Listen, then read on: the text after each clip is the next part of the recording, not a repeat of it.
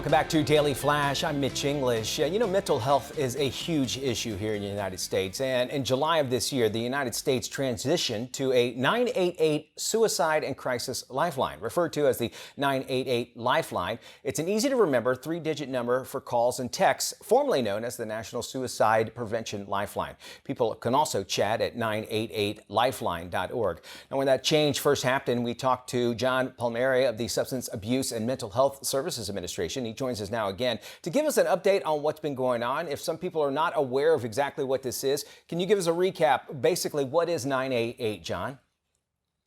So yeah, thank you for inviting me back. So 988 is essentially a three-digit code that was created to make it easier to access life-saving services through the Suicide and Crisis Lifeline, previously known as the National Suicide Prevention Lifeline, so that for anybody in any form of emotional distress, suicidal crisis, mental health crisis, or substance use crisis has an easy to remember way to access life-saving services. And this is free as well, is that correct?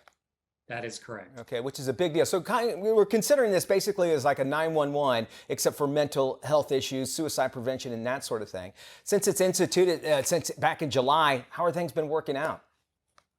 Things are going well. I think the last time I was here, we spoke about the unprecedented investments that the Biden-Harris administration and Congress has provided to support the implementation of 988 and the Suicide and Crisis Lifeline. And those investments have had meaningful impact on the function of the operations of the service.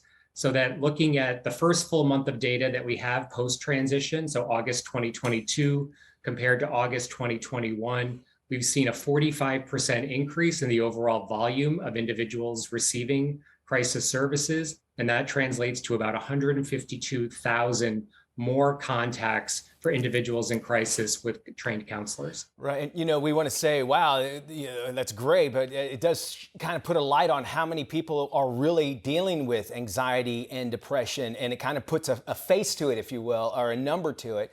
And I imagine it's actually a huge help to people. How are you actually able to support all of the calls that come in and feel like that you can obviously, every person that calls has a different story. How are you able to work with each person that does call?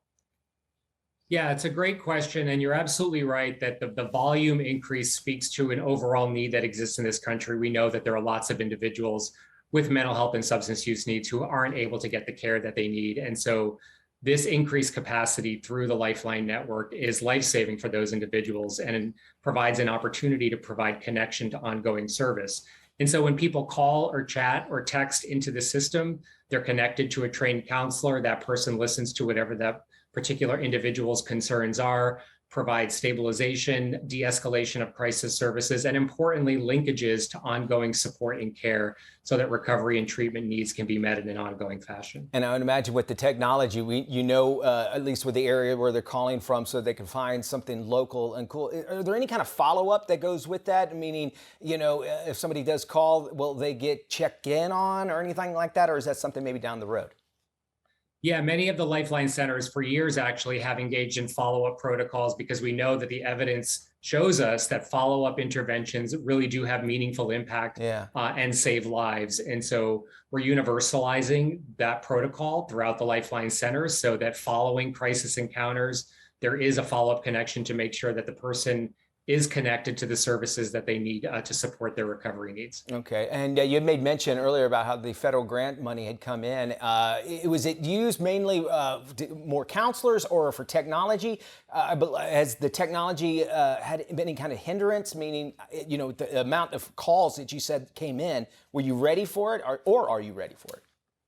Yeah, the system has supported the increase in volume. Both from a technology standpoint, from a security standpoint, and a lot of the funding that I mentioned really went toward workforce because we recognize that one of the challenges historically with the under-resourcing of the system was that there simply were not enough counselors to answer the calls, the chats, and the texts. And so much of our investment went to support workforce expansion.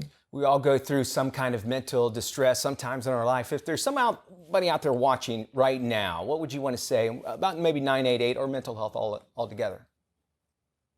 Hoping that 988 and this national conversation on mental health really promotes awareness, opportunities to break down barriers, to decrease stigma, and to promote help-seeking behavior. Mental health and substance use needs are pervasive. They touch all of us personally, our families, and so it's extremely important that people have broad awareness of this opportunity to contact 988 and of the life-saving services that are available through the network. All right, very good. John, thank you so much for joining us. You're doing good things, and we need that help out there. Folks at home, if you want more information, the website you want to check out is samhsa.gov. That's samhsa.gov. And of course, the number, a cell phone, you can just dial 988. You can also go to 988lifeline.org and be able to check that out. Thank you so much for joining us. Thank you.